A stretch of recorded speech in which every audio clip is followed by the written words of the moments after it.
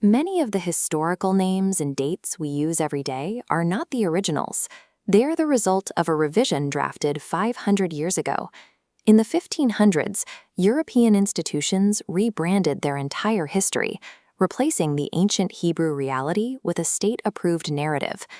This left a vacuum in our understanding of the past, filled now only by institutional labels. To find what was there before, we have to look past those labels and audit the original historical receipts. This 1544 edition of the historian Josephus provides a physical record of how this revision was executed. You identified a specific printing error within this text, an alteration of dates that 16th century printers used to disconnect the reader from the original timeline. By altering these dates, the printers made it impossible to track the original records.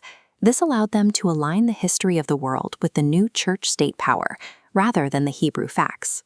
This suggests the history books were being used as tools to cut the average person off from the ancient record. We can begin our audit with the identity of the man born in ancient Judea. In the original Hebrew records, his name is Yeshua, short for Yehoshua. It was a descriptive name that translated to salvation. In the 1500s, European printers introduced a new technological variable, the letter J. Before this, the name was written with an I. This shift turned Yeshua into the European construct Jesus. This change replaced the name's literal meaning, salvation, with a European legal label. This labeling process extended into the typography of the law.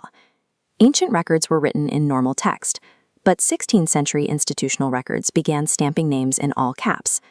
Within the legal framework of these institutions, a name in all caps represents a dead entity or a corporation.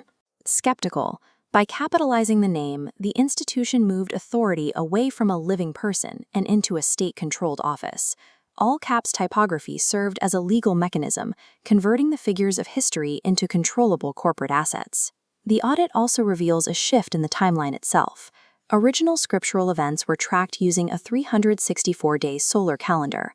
This ancient solar count was dismantled and replaced by the Gregorian calendar system, the heavily modified version that the entire world uses today. This printed almanac shows the physical evidence of that shift. It explains how, by an act of Parliament, the day following September 2nd was legally forced to be September 14th. Shifting the dates in this way meant the actual historical anniversaries were lost. Modern dates like Good Friday or Palm Sunday are fixed church dates, disconnected from when the events actually occurred. By changing the calendar, the institution severed the connection to historical time. The Josephus alteration, the Gregorian shift, the use of all caps, and the invention of the letter J form the four pillars of this 16th century rebrand. These changes provided the institutional system with the means to gain legal control over the Savior, the calendar, and the history books. Returning to original names like Yeshua and the 364-day solar count isn't about following a new theory.